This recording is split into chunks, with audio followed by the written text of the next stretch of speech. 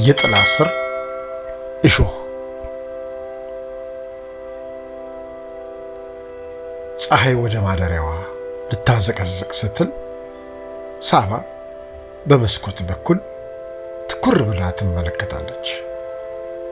የቤቱ ጸጥታ ይጨንቃል። ከጥቂት ወራት በፊት ይህ ቤት በሳቅና በደስታ የተሞላ ነበር። አሁን ግን አየሩ በጥርጣሬና በዝምታ ከብዷል። ባለቤቱ አማኑኤል ከመቼውም ጊዜ በላይ ስልኩ ላይ አፍጥጦ ይውላል። ሳቅና ጨዋታው ቀርቷል። ለምን ዘገየህ ስትለው ስራ በዝቶብኝ የሚል አጭርና ቀዝቃዛ መልስ ብቻ ይሰጣታል።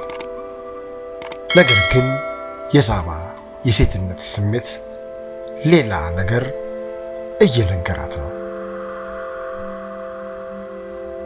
አንድ ቀን ምሽት አማኑኤል ገላውን ለመታጠብ ሲገባ ስልኩ ደጋግሞ አቃጨለ። ሳባ ሳታስበው አይኗ ስልኩ ላይ አረፈ። ሄለን የሚል ስም ያለው መልእክት ነበር። ዛሬ ስለመጣህ አመሰግናለሁ፣ ድምፅህን መስማት ናፍቆኝ ነበር ይላል።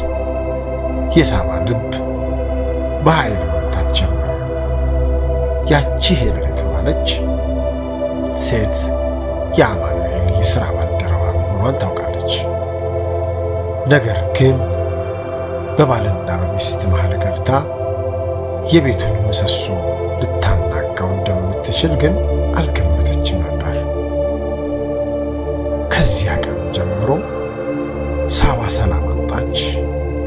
ምግብ አይበላት፣ እንቅልፍ አይወስዳት። አማኑኤል አጠገቧ ቢሆንም ልቡ ግን ሌላ ቦታ መሆኑን ታውቃለች። ሄለን ደግሞ በየቀኑ አዳዲስ ፎቶዎችን ሶሻል ሚዲያ ላይ ትለቃለች። አንዳንዴ የአማኑኤል ጃኬት የሚመስል ልብስ ከጎኗ ይታያል። አንዳንዴ ደግሞ እሱ የሚወዳቸው ቦታዎች ላይ ሆና ትነሳለች። ይህ ሁሉ ለሳባ ሆን ተብሎ የተወረወረ ሾህ ነበር። ሳባ ራሷን መጠየቅ ጀመረች። ምን ጎደለ? የትኛው ጥራት ነው የሰለቸው ብላ አለቀሰች። ትዳሯ እንደ አሸዋ ግንብ ሲፈስ ማየት አቅቷት አንድ ቀን ማታ አማኑኤል እንደተለመደው በዝምታ እራት እየበላ ሳለ ሳባ በረጋ ግን በተቆረጠ ድምፅ እንዲህ አለችው። አማኑኤል፣ ትዳር የሁለት ሰዎች ቤት እንጂ የሶስት ሰዎች አደባባይ አይደለም። እኔና ቤታችንን ለማፍረስ የመጣችውን ሴት እንድታስወጣት ወይም ምርጫህን እንድታውቅ እፈልጋለሁ። በፍቅር ስም የሚደረግ ክህደት እኔን ሊገድለኝ አይገባም። አማኑኤል ደነገጠ። ሳባ ዝም የምትል መሰለው። ሳባ ዝም የምትል መስላው ነበር። ነገር ግን የሚስቱ ጥንካሬና የቃላቷ ክብደት ከገባበት የዝሙት ጋር ቀሰቀሰው። ሄለን ለሱ ጊዜያዊ ስሜት እንጂ እንደ ሳባ ያለች ታማኝ ሚስት ልትተካ እንደማትችል ተረዳ።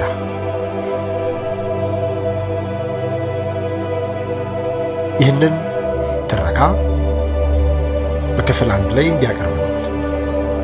የኪያ ሚዲያ የዩቲዩብ ቻናል ሰብስክራይብ ያድርጉ።